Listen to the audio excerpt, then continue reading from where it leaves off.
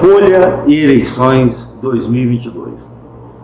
Nós vamos continuar a série de entrevistas com os pré-candidatos a governador do Espírito Santo e hoje eu tenho o prazer de receber Carlos Manato, ex-deputado federal, ex-secretário executivo do governo federal, enfim, muitas funções. Médico de profissão, alegrense, né?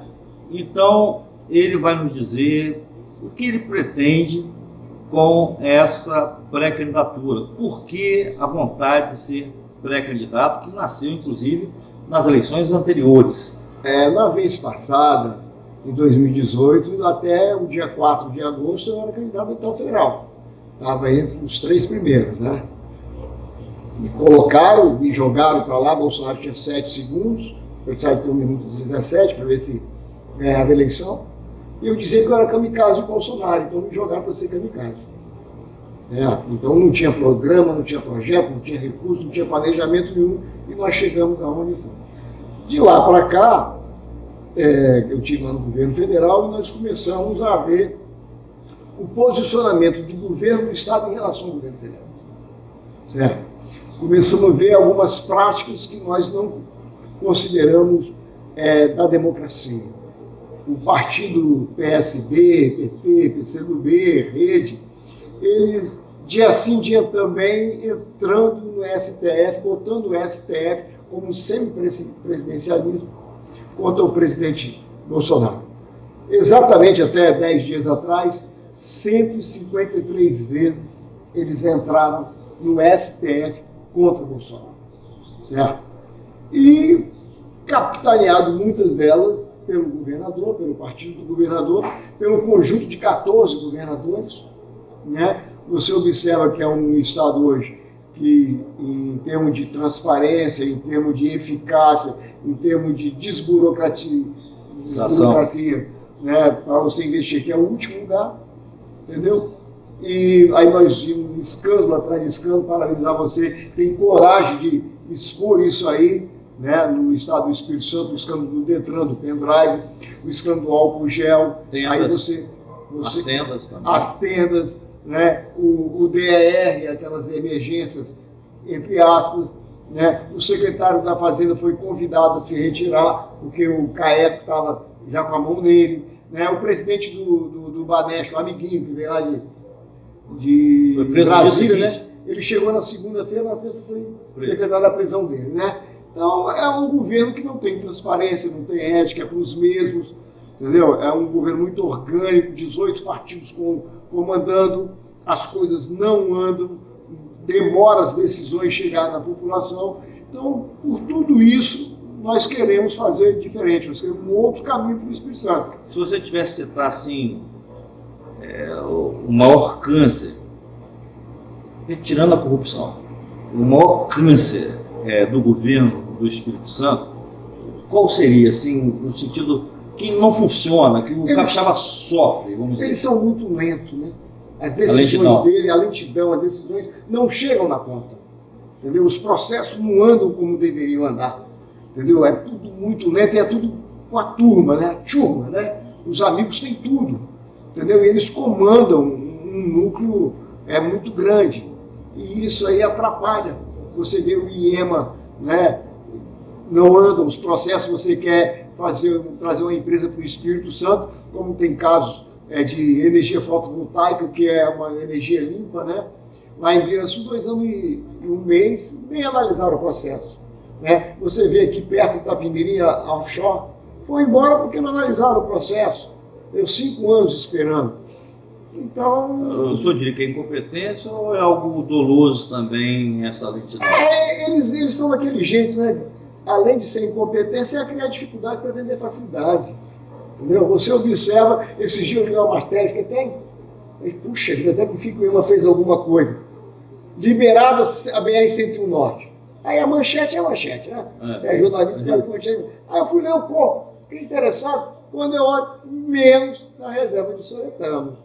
Quer dizer, 10 metros de cada lado, em milhões de hectares, não vai alterar em nada, né? Você faz passagem por baixo, por cima, por macaquinho, por passarinho, o que você quiser, está lá parado, morrendo pessoas porque eles são lentos, eles não conseguem. Nós temos um projeto interessante que eu discuti com 50 presidentes de produtores rurais, associações de produtores rurais lá em São Mateus, que é o plantar água. Nós vamos dar para os produtores, nós vamos entregar para eles um projeto da barragem, certo? Vai mais, hein? Licenciada no IEMA, com a licença, certo? E com o apoio das máquinas do Estado, com a Prefeitura, e o produtor rural vai simplesmente entrar com óleo diesel. Aí você vai reter a água lá, que ele vai poder plantar. Você reteve a água, ele plantou, você faz caixa seca, faz curva de nível nas estradas, melhora a mata ciliar, recupera ela e as nascentes, aí você tem água para o produtor rural plantar. Maná, você nasceu em Alegre, por não sei quantas, 2 décadas, tivemos um governador de Iguaçuí, temos um governador de Castelo, e a desigualdade social, econômica, continua se mantendo, né? O norte não é culpado de nada, o centro não é culpado de nada, mas se você fosse o governador, que medidas tomaria para fazer um reequilíbrio sazonal dessas regiões? Olha só. Porque aqui, eu vou falar, eu nasci em Iguaçuí também, mas eu sou cachoeirense, né? A gente costuma dizer que aqui a gente cresce igual o rabo de égua. Com todas as riquezas, com todas as riquezas que a gente analisa, né? O norte foi beneficiado que do Rio Doce para lá tem a Sudene. A Sudene, o norte é muito plano, né? Muito plano, aqui já bem mais montanhoso, né? Então nós temos que dar algumas guinadas na região. Nós temos que pegar 2 programas que existem lá de trás, do ex-governador Paulo Arthur, que é o Compete e o Investe, 2 programas na área da economia. Compete e Investe. O Compete é feito através de segmentos, né? Drogaria, atacadão, né? E o Investe é feito através de pessoas jurídicas solitárias.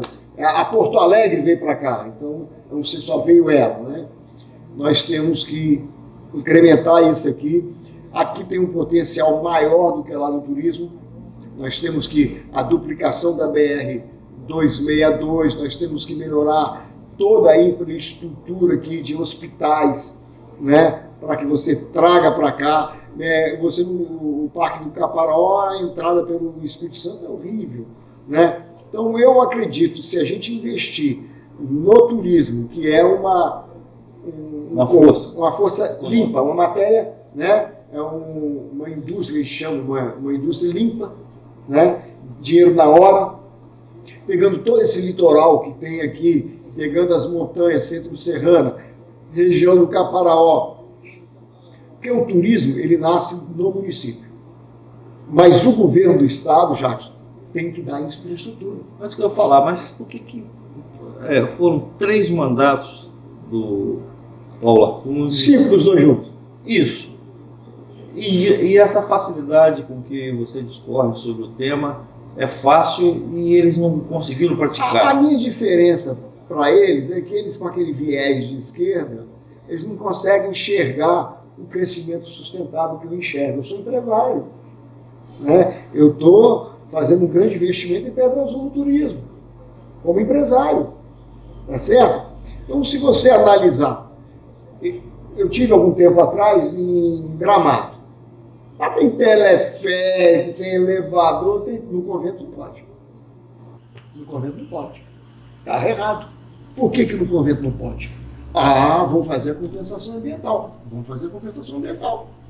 Vai cortar 10 árvores? Vamos plantar 1000.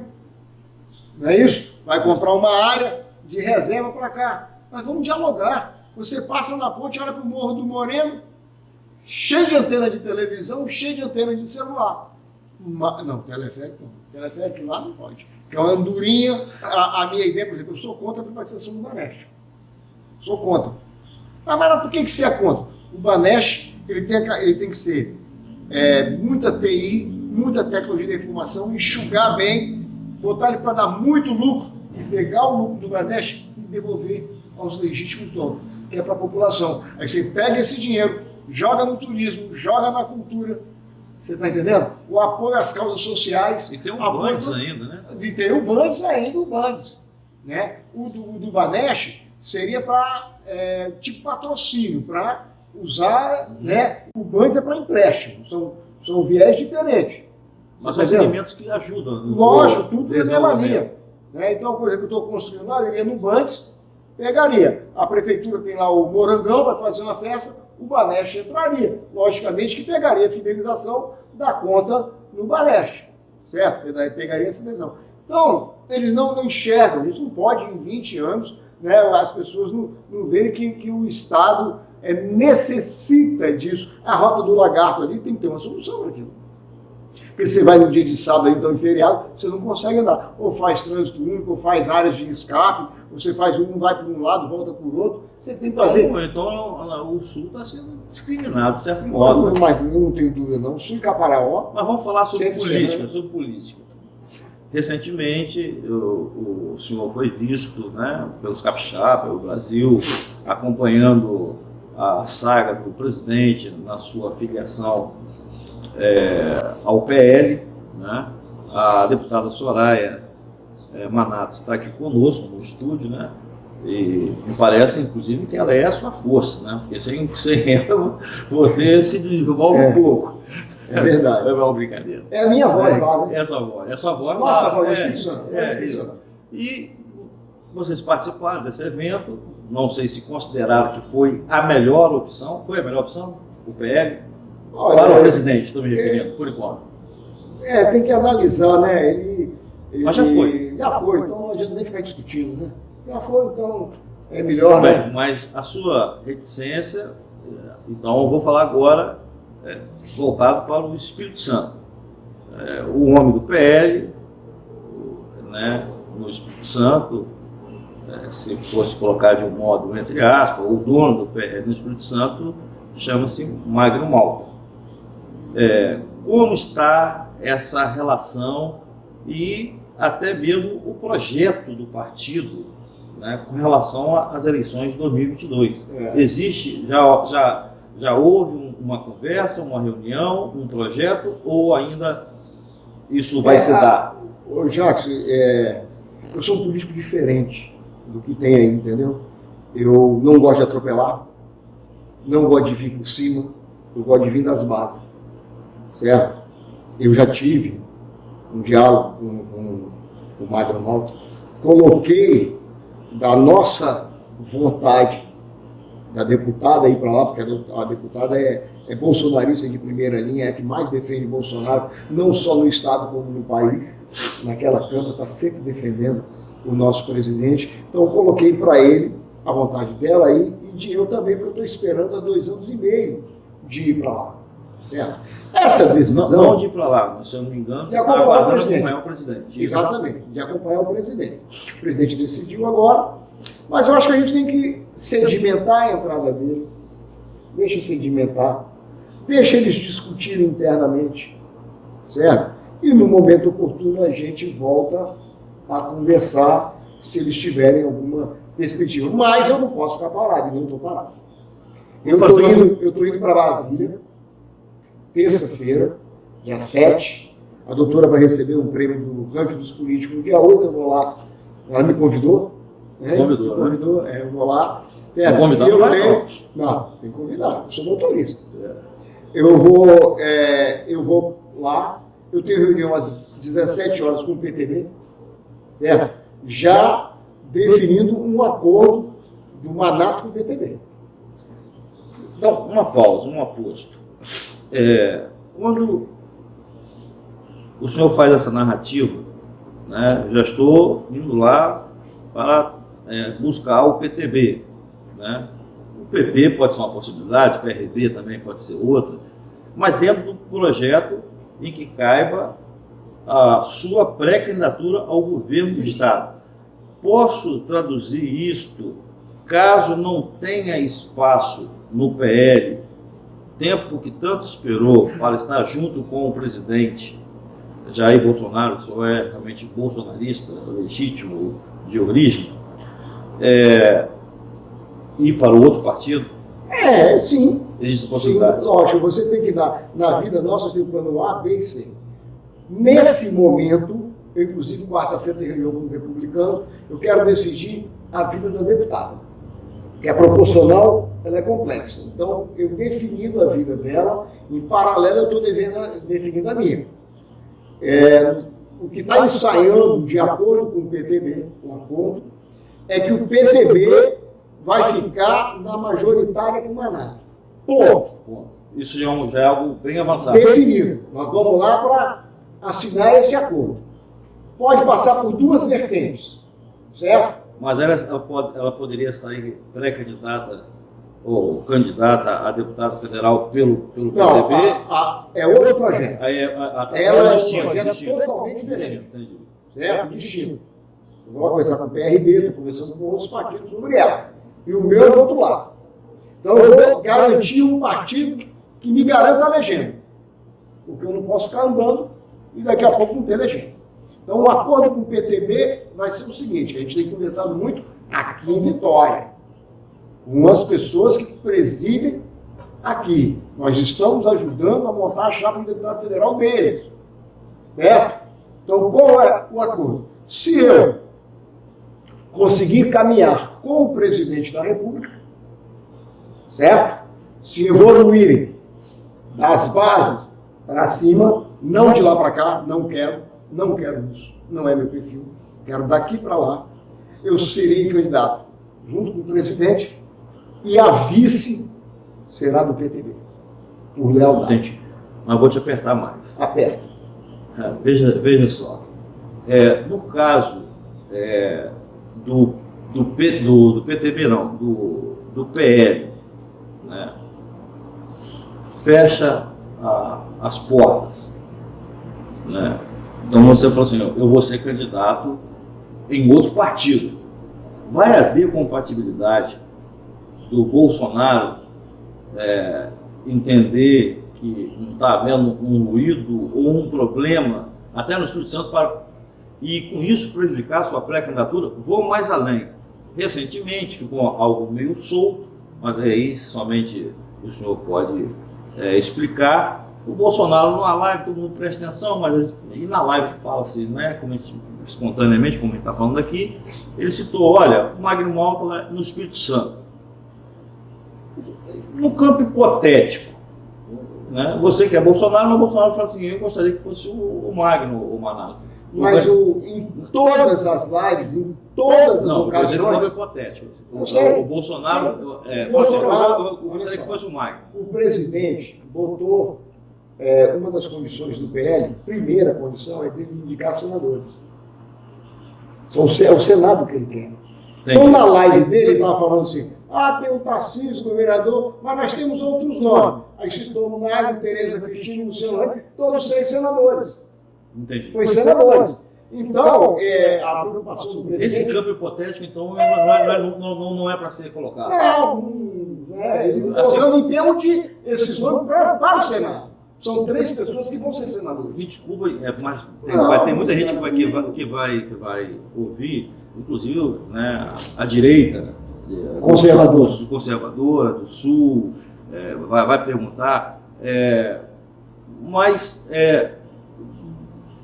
no campo hipotético, o presidente quer um Magno pré-candidato a governador. Não, a Senado.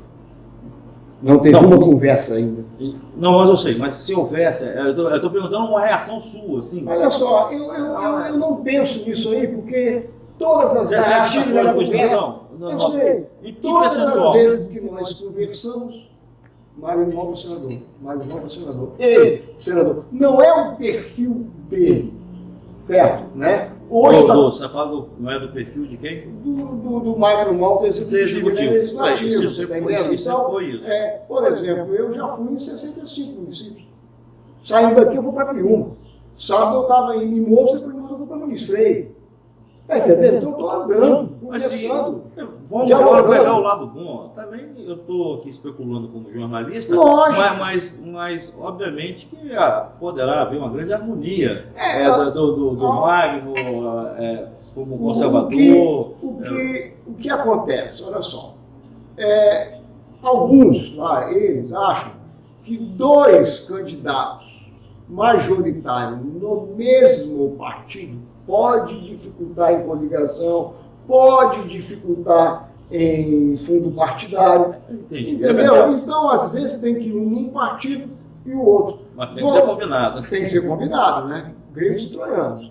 O presidente tem alguns lugares que não é aqui no Espírito Santo, que ele tem 2, 3 candidatos.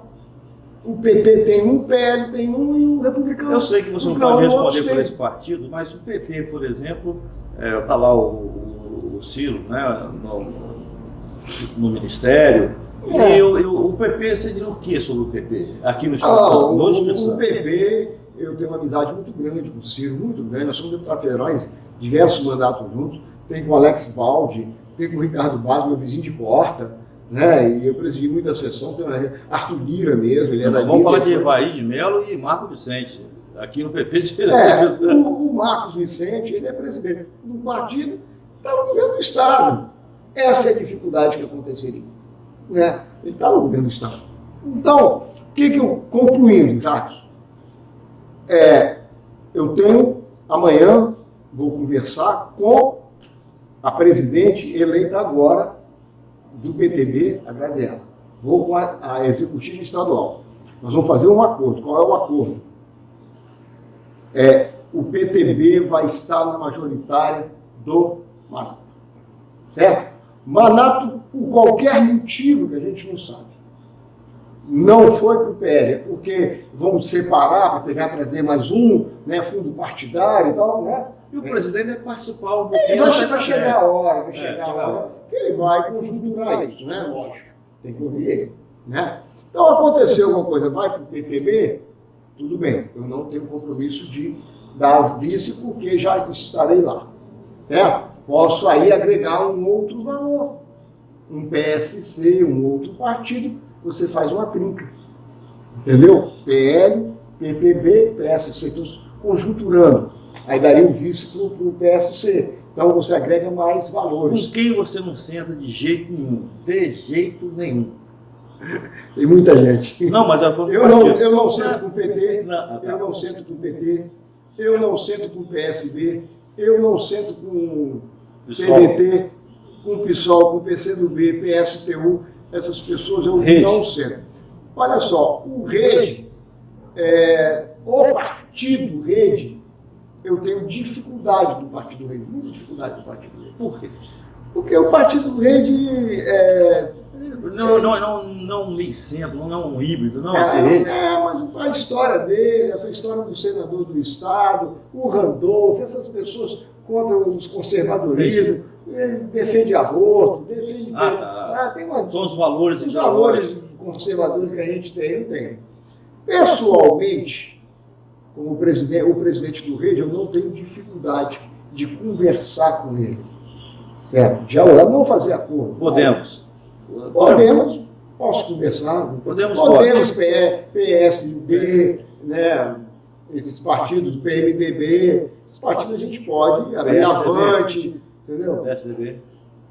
PSDB é meio complicado, né? Os partidos que tiverem candidatura, a gente tem conversado de uma forma que os partidos que têm candidatura nós vamos respeitar.